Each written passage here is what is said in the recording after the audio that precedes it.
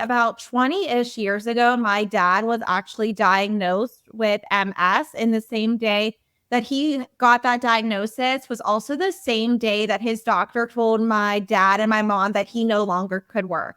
So he was like 30-ish years old, obviously a male, being told, "We're sorry, Brian, but you need to quit your job. Like, you cannot work." Wow. So that right there was a defining moment for our entire family. I'm like, I need to start making money. So literally around like 12 or 13 years old, I started babysitting.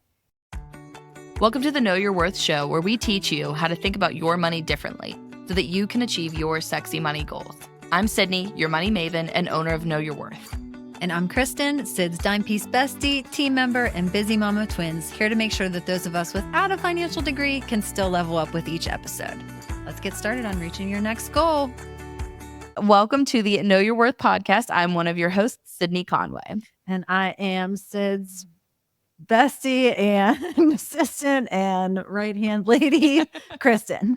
And today on the podcast, we have Alysa Gumto. She is a social media manager for 5.5 years. We're going to hear a little bit about her story today and just where she comes from, how she came to be where she is, and a little bit maybe about her love for her dog, Truly. Oh, yeah. So hello, Alysa. Thank you for joining us. Hi, thank you for having me. I am super pumped to be here. I'm excited. Great. Thank you. We're going to say thank you for bearing with us today a little bit. If the volume is different or audio, we're in a new office today, new recording studio. So for any of the listeners, if this is a little bit different, that's why. So Alysa is a friend of mine that I worked with. I was blessed to work with. She's my saving grace.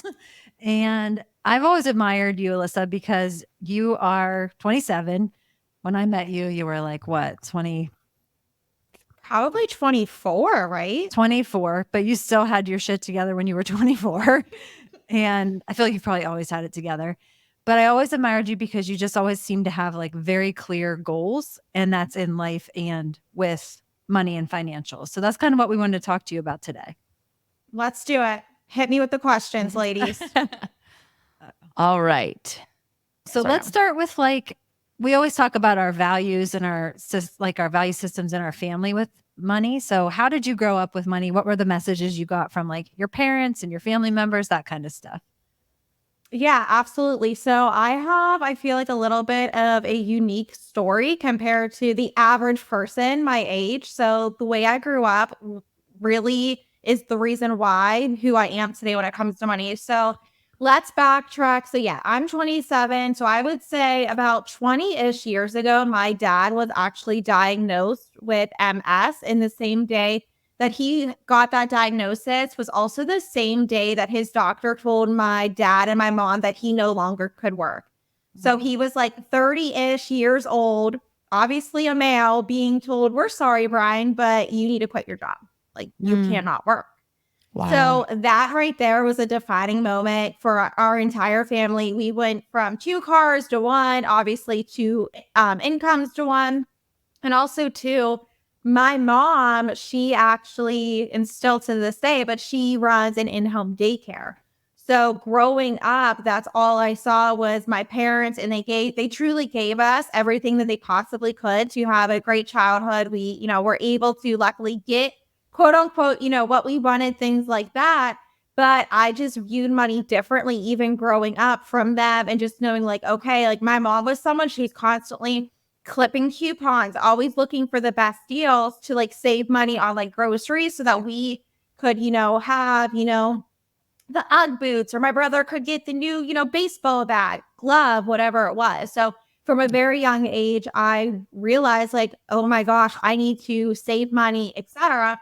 But also too, one of the things that I heard all the time growing up, and it still annoys me looking back, and I know teachers still do this to this day, because my sister, she just graduated high school and she says the same thing, has said the same thing, excuse me, is that I would be in class and these teachers would be like, yeah, like I'm still paying off my college debt. So growing up, I heard a lot from just teachers complaining about they were still paying, their college debt, etc. And that also too started going in my brain. I was like, oh my gosh, like I don't want that to be me. I grew up in a household where my parents never really talked about like debt in the college perspective, right? So I'm having these thoughts about debt, all these things. I'm like, I need to start making money. So literally around like 12 or 13 years old, I started babysitting. And since then, that was like my first job was like babysitting. And I would be so excited when I would like come home from babysitting. And I had like these Coach wristlets, and I still have these wristlets still to this day. As much as I want to donate them, there's a part of me that's like, I can't donate them. Like, this is how I got to where I am today. And I would like put all my cash in the wristlets, and then I would like chunk them every time I reached like $100. And then once I reached $1,000, I would like put it all together, and then I would transport it from like the one wristlet to the other so that I could see like how many stacks of 1,000, chunks of 1,000, right, I could get. So that's really how it was for years, was like that, like all babysitting, etc. Right. So now we're in high school. Fast forward to like junior, senior year. Obviously, people are talking about, I'm going to the University of Arizona. I'm going to Florida. I'm going to Texas. Like, everyone's going to all these places. And I'm like, I don't want to do any of that, because if I go to a different state, I'm not going to be able to like babysit. How am I going to be able to make money, etc.? So I ended up choosing to stay at home. And I went to college at La Roche. And for those of you that are local to the area, that's literally 10 minutes from where I grew up. So I was obviously a commuter student. And what was really nice about that school was, for the most part, classes were either like Mondays, Wednesdays, or Tuesdays and Thursdays. And I was pretty much home Monday through Thursday by like 12:30. So whenever I wasn't in school, or a certain semester I didn't have classes on, one of those days, etc., I was babysitting. So what I ended up being able to do, and I can say with confidence, is I actually graduated debt-free because of all of those years literally grinding and hustling, babysitting, and saving my money. I was someone who, like, I never went out during like high school. I never partied. I didn't even go to prom because I chose to babysit instead. So I was like, I want money. Wow. You're Yeah. extremely Yeah. disciplined. Yes. So literally, that's kind of how that all started, right? So graduate college, debt free, etc. It was like great. And then at that point, I was like, okay, like, what's my first car gonna be? Because I was just using like our family car, because again, it worked with our schedule, etc. So then when I came to getting my first car, I was like, oh, I'm gonna get something nice. And so my first car, sacrificing. yeah. I'm like, after doing all this, I'm like, I really wanted to shock people on Instagram, have this post, me posing in front of this car, and be like, dang, look at Alyssa. She's killing it, right? So I ended up getting a Mercedes as my first car, a white Mercedes, whatever. And two, I should also add in here too, my mom's dad, growing up, he was very big, and unfortunately, he's no longer with us. He was big in, I'm not giving the government an extra penny. And he's like, Liz, you don't do that either, hun. And I'm like, okay, Pap, I'll make sure I don't, right? So that also too was in my head. So what do you know? I put down like $10,000 in cash, still from babysitting, for my first car. And then I ended up paying off my car in, I don't know, like a year and a half. Like, it was just like my favorite thing to do was to go to the First National Bank on Duncan Avenue to go pay it. And she's like, oh, you're back again. I was like, heck yeah. I'm like, let's pay it off today. She's like, are you sure? I was like, yes, I am. So I ended up just like slide cash across to the cash. Yes. I'm like, here you go, girl. Yeah. That's awesome. That's amazing. Was able to do that. So that was obviously really exciting. And then just recently now we can flash forward to what year? 2023. It was like October-ish. My lovely Mercedes was giving me a run for my money, literally. Also, too, my sister and I were in 2 different accidents where my fender got hit. It wasn't my fault and it wasn't her fault. So we started saying that my car really needed Jesus. And then one Saturday, it gave us like every light possible. And my dad's like, Alyssa, you need to go buy a new car. He's like, we are going. And I was like, I don't want to. I don't want a car payment. Everyone's complaining about these interest rates. I'm like, I don't want to. And also, too, during this time, I was like trying to look also for a house as well. So I'm like, okay, fine. Like, let's go, whatever. So again, going into it, I was like, okay, Dad, like, this is my number. We're not going to let the salesman, try and like win me over, etc. And I did like pretty good. I went over my ideal number a little bit, but Even then, I traded in my car, wrote the check, boom, done. Because again, I was like, screw those interest rates. I'm not paying for it, right? So paid off my car literally then on that day. And What then kind of car fast did you forward, get? a Hyundai like Palisade. It's like it's a Nice. lot bigger than like what my Mercedes was, but we should also preface this by saying I got the bigger car because of Truly. She needed to ride in luxury. Yeah, she needed the Mercedes was like a compact, like it was like an SUV-ish, but it wasn't 3 rows, and she was getting too big for it, quite frankly. So I needed a car with like 3 rows, and this car is like a lot safer. Like it's such a mom car. Like I feel like people probably think when I get out of it, like where's the soccer balls flying out of the doors? Because like that's the vibe you get, right? So this happens. I post the picture on Instagram of like me posing with the car again. And my realtor is like, oh my God, you did not just buy a car. I was like, don't worry, Ashley. Like I wrote the check, we're all good because that's like house buying 101. You should not buy a car that, you owe a lot of money on when you're looking for a house. So that happened. And then fast forward now to the end of 2023. I finally found a house because I was on a house journey for 2 years. And I ended up having my closing on January 8th, the day before my 27th birthday, because I was very firm with my realtor. I was like, Ashley, I want to close on my house before I turn 27. So we did a 3-week closing. I was able to put 20% down. Obviously, that 20% was not because of babysitting. That was because of my full-time job. But I was babysitting. Yeah. But I was able to put the 20% down, not have to worry about daddy's money or anyone else's money, literally all on my own. And I've now, by the time this actually airs, it'll be my 6-month anniversary of like owning this house where I've had to put in an additional like 20K. And again, all of my own money. So that's kind of my story in a nutshell of like how this all came to be. But again, I say it all the time. If my dad would have never gotten diagnosed when he did, there is no way that I would be the person who I am today when it comes to money. Wow.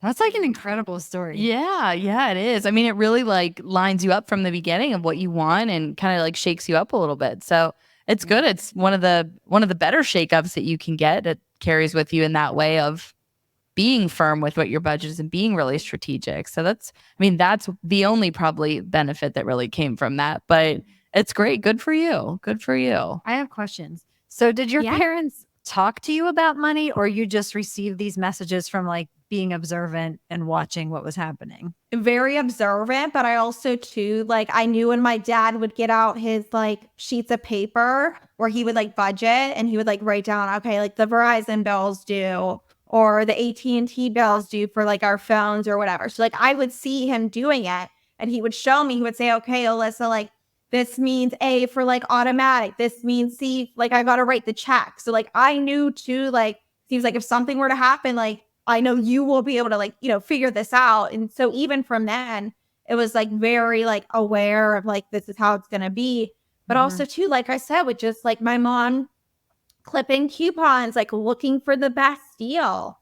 And it was never that, we couldn't, buy like new clothes, like we were still able to do what we were able to do as kids, but just the environment that I grew up in was like, we're not making it rain at 2810. We're like going to give you like the best childhood that we I love it. I love it. Like we're going to give you the best childhood that we financially can.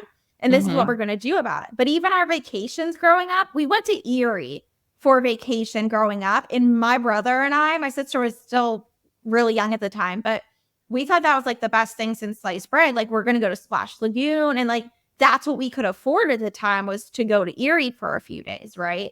Now we, go to Florida and stuff like that. But also too, my parents, they still wanted to give us like a vacation of some sort. But that was like what they were able to like do for us even then too.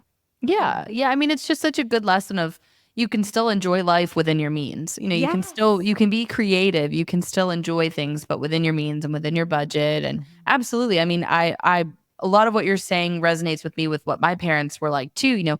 We had really nice things growing up. We did really great things, but my parents always had a budget. They were very they were really good at communicating with each other about what the budget was and what the plan was, and making sure that we stayed within the plan and stayed within the budget. And we never ate out growing up, and my mom cooked every meal. So it was like, I get where you're coming from a lot. That was a lot of how my parents were too. So when you look back, do you feel like you sacrifice? Like, are you like, wow, I wish I wouldn't have done this or that, or I wish I would have gone to my prom? Like, do you have any regrets, I guess, about the way that Honestly, sometimes I do like wonder. I'm like, I wonder if I would have done X, Y, and Z. But honestly, no. Because especially in like today's day and age with, again, the housing market, the interest rates, like if I would have gone away to college, or if I would have like left home, or if my parents even would have charged rent, I would have never been able to buy my first house by myself at 26 years old. So I have like no regrets about any of it. And I also too, growing up, obviously in high school, people were like going out, they were going to parties, they were doing things that, sorry, they shouldn't be doing in high school, right? I get people do it. I just didn't. But I was like, why? Like that to me does no good. And I had these families that I babysat for, where it was like pretty much every week I knew their parents were going to need me. And it wasn't just like a 2-hour thing. Like I would be getting home at like 1 a.m. in the morning, 1 a.m. in the morning. So I was like making a good chunk of money. And too, I was like forming great relationships with their kids. And, I was becoming more of like an older sister figure to them and stuff like that. So yeah, I honestly don't have any regrets for it. But I also now see it with my sister. So my sister, she's 18. She has a job. And I also see her now too. Like when I go out shopping with her, she'll like pick up a shirt at like TJ Maxx or Marshalls. And she's like, it's $20. And then she like does the calculations of how many hours she would need to work to pay for it. So now I even see it with her too. So she's like really smart with her money, and not all of her friends are. She's like, yeah, Alyssa, this person has literally like $2 in her bank account, and I have 5 figures in my bank account, and I'm 18. So it's also like definitely having a ripple effect on her, which I think is cool too, just to kind of see like, okay, like she actually gets this. Because again, not everyone gets it. And if you're not brought up in an environment where, you have parents who are very aware of their spending habits, and they, save more than they spend, because let's be real, a lot of people just spend their paychecks, and like, that's what they do. So that's something would you too, say, do you have a budget that like you've created? Do you know what you want to spend every month on groceries and everything like that? Like, do you follow a budget? So I wish I could say I do, but I don't. I'll be honest, I don't. And I feel like just because with this whole house situation these past 6 months, I'm still really trying to figure out like, okay, is this going to be the week where I get a rug or whatever? So I feel like I honestly don't have like a budget. However, in my head, I know like, okay, this is quote unquote what I want like my fun money to be. And when I mean fun money, I mean, I'm like looking over here in my office, but it's like, some like new decor. Like for my basement, I really want like decor in my basement, but I'm like, I don't know if this is going to be the week. Might have to be for like the next paycheck where I can like spend a little bit more and stuff like that. Because you both know, like you guys are homeowners, like stuff is constantly popping up when you least expect it. And it's like, there's $600 there, another 50 there. I'm feeling that right now. Yeah. I'm feeling that right now. We closed on our second house last week. Okay. And it's a lot of work to be done in this one. We're sitting in about the one room that is 80% finished in this house. Gotcha. So I understand that completely. And we have a budget for what we were thinking renovation costs would be and what I was hoping flooring costs would be. And we got a quote back for the flooring for the kitchen today, and it is about double what I had estimated. So I thought the flooring for the first floor was going to be like, I think like $8,000 or $8,000 to $10,000. And the quote came back at $19,000. Beautiful. Is Alex going to learn how to like put We actually, we talked about it. We're gonna watch some YouTube videos and see if we can do it ourselves. Yeah, carpet. We're getting someone else to do the carpet. I don't want to learn how to do carpet. No, but floors could be fun. Yeah, It's the just like a vinyl puzzle. floor. Yeah, exactly. They snap in. We think we can do that. But yeah, I mean, it's so unexpected. When you have things like that. So, do you have an emergency fund or anything like that when things have come up that have been unexpected, or are you someone that utilizes like? Do you have any credit cards or lines of credit or things like that you would use? So I have one credit card. I have a Discover card, and I got that when I was like 18 because at that time, for like college students, if you would like submit your GPA, you would get like an extra $50. So that was always exciting when you got, that $50 credit. So yeah, I just have one credit card. That is it. And then I do have like a savings account. So I have $10,000 in my savings account. And that to me, that has always been my goal, to always have like that amount in it. And not even necessarily because of the house, like even before all this, more so because of the dog.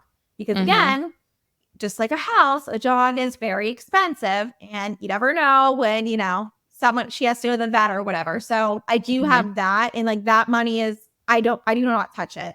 It's there in case something happens to her. If something were to happen to like my parents and like they would need it, or my sister or whatever, that's that money.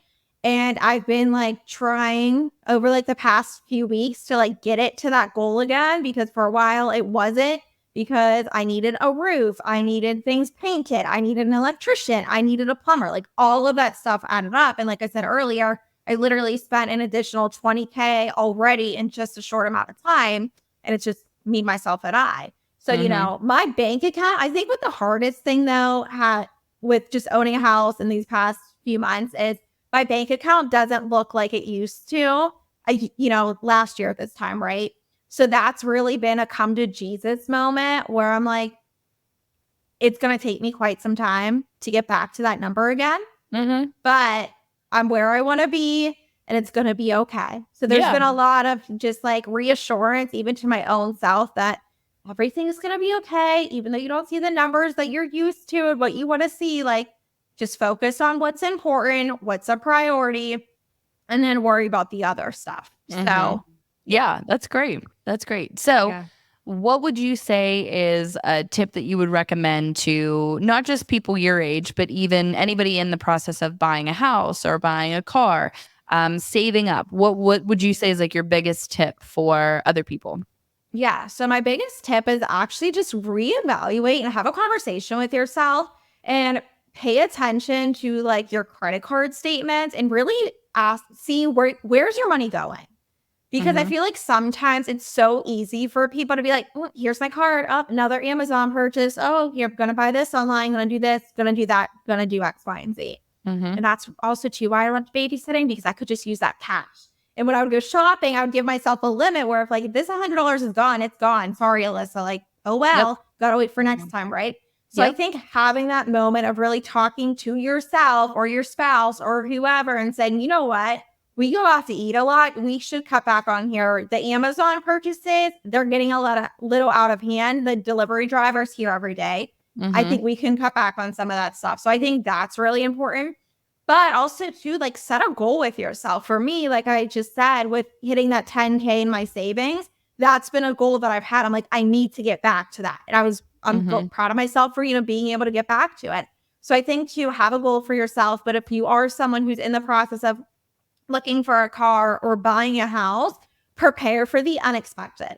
There's always going to be unexpected expenses, regardless if you want to accept it or not. It's just going to happen. And you kind of got to just prepare for the worst and make sure that you actually have the funds available. So if something does happen and you have to spend over, $1,000 with the electrician, you're not going to be like, holy shit, he just said I owe him $1,200 when I thought it was only going to be $300, because I don't know how much an electrician should be, right? Yeah. So that would definitely be my biggest thing. Yeah, for awesome. Sure. Yeah, that's great. That's great. And to kind of tie in your business and your work a little bit, how would you use kind of your work as a tool for that? Do you have any like goals for your business and what you do with your podcast for like revenue production or anything there? No. So I don't have like my own business necessarily since I'm a full-time employee. So nothing there necessarily. And then for my podcast, I don't make any money off of it. I just love having it my space to have my own voice. So as a social media manager, you're like the face, not the face, but you're the voice pretty much of like someone else's. Like when you're creating their graphics and you're creating their content, like you are them behind the screen. Little do, other people know. So for me, having a podcast is a way just to like give my unsolicited advice to people and, just go from there. So yeah, and that's what I meant with your business, like your podcast, your like your product that you're turning out. Do you have any hopes to make it revenue producing? Maybe one day. Great. No, I was just curious. I was just curious. Maybe one day. I would say I really love speaking. So last year I had the honor of speaking at the like 100th anniversary for Pittsburgh Ad Week. And so I like spoke to like over 100 and some people or whatever. So I did that. And then that had a ripple effect where I actually ended up speaking for Duquesne, Point Park, and Pitt. So I really love speaking. So that's definitely something on my like future vision board to do like more of that and go down that avenue. But right now the biggest thing is, taking care of this house. So absolutely. Baby steps. That's awesome. Yeah. That's awesome. Good stuff. I have one question. What was your babysitting rate? What was my babysitting rate? Here's the thing. I never had a rate because I hated when parents asked. So they paid me because my mom always told me if someone asks you, you say to them whatever you feel comfortable paying. So don't get me wrong, but I know that is stressful. So that's not how Patty does her business. Patty has rates for her. And I've had to tell her, I'm like, Mom, you got to charge more. She's like 10 people on a waiting list right now. I'm like, what does she charge? Charge more. Well, some families have been here for this amount. Some families have been here for this amount. Some families have 3 kids. Some families have 2 kids. Okay, gotcha. So it's like one of those things. So you're just pocketing money. Like people are like, my kids were a-holes today. Here's like $300. Yeah. I mean, I will say there were some families where it didn't even matter if we had a family function. I'm like, Mom, I'm choosing them over this function because they pay well. Yeah. I love your discipline. Like I was like, I'm sorry, but they pay well. And there were some families who I'm like, I've been watching your kids for 5 years and you still didn't give me a raise, but whatever. I also wanted to add this in. This will probably make you laugh, Sydney, but I kept track of like how many hours I would watch the kids for and when I would get paid.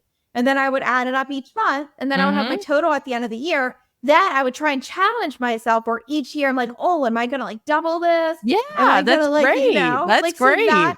So that's what I did even growing up when, before I even had like a job, a full-time, real job, if we're going to call it that. Yeah. That's awesome. That's awesome. That's huge. I mean, that's one of the biggest recommendations we give to the business owners that we work with at Know Your Worth, that you should be tracking that, setting goals for yourself, seeing if you can reach those goals, surpass those goals. But one of the biggest things that we have talked about on this podcast too, that I think really aligns with what you're saying is, and when you're telling everybody to check your Amazon account, make sure like you do like a gut check there is we say to spend within your values too. Is what you're spending money on actually in your value system? Or are you just trying to fill a hole? Are you, it was exciting. It was, it was a trend or a fad, or you just wanted to be a part of something. Is it really within your value system? Going out, eating food, being with friends. What is in your value system? And if it's not in your value system, you're never going to feel good about it. So you're just spending that money to spend that money.